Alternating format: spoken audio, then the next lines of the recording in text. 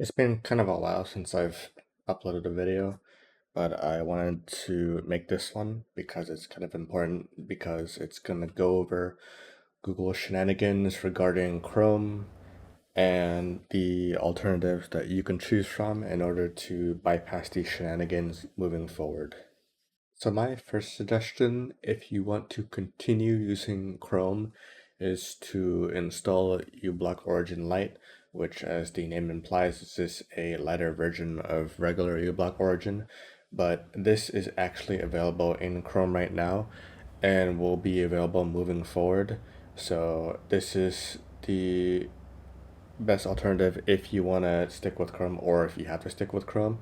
Now, if you find that you try this and it doesn't work according to your needs and you need something stronger, then you can move to the next suggestion, which is to use a different browser.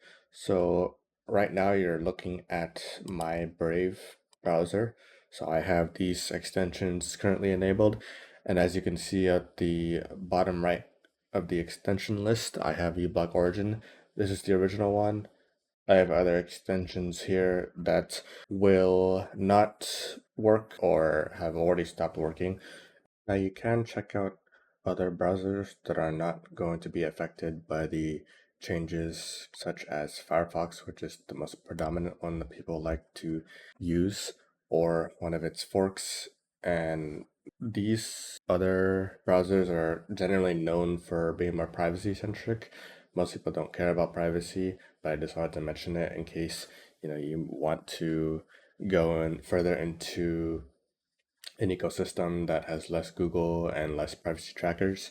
But the whole gist of privacy is that the more you go into the hole, the more sacrifices you are going to have to give up in order to have the browser work in the way that you want it to.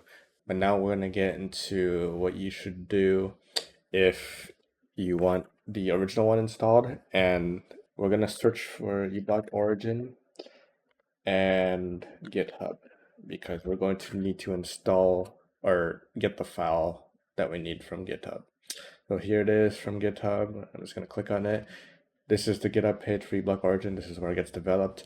And you're going to want to go to where it says releases here. At the timing of this video, the latest release is 1.63.2. It might be different for you, but you want to get the latest official release. So I'm just going to click here. This is what it looks like. And you only want to pay attention to where it says assets and these files right here. And before you click on anything on this page, we're gonna focus on the first file, but it does say .zip, which means zip file. So if you don't have it already, then you can install some zip file manager of your choice.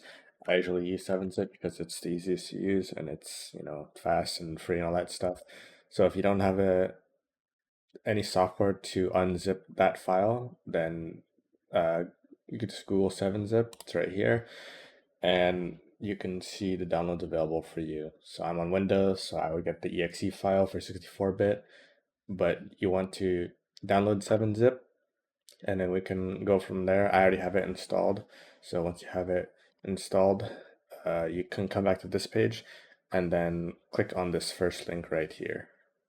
Okay, so I went ahead and installed it, and I moved it to my desktop because it's easier for me, but for you, it's most likely going to be in your downloads folder. So you're going to want to right click and then use 7-zip to extract it. I'm just going to click here because it's easier. So it's right here, unzip folder. So I'm going to actually just delete the zip folder because we don't need it anymore. And you're going to want to make sure that once you click to this folder, it has all of these contents in it. And you can pause the video right now if you want to make sure that you have every file in here. But the bottom line is that if you did it correctly, which should be pretty easy, then you should have all these files in the folder that you just unzipped. And the next thing we're going to want to do is put this folder where Chrome is able to access it.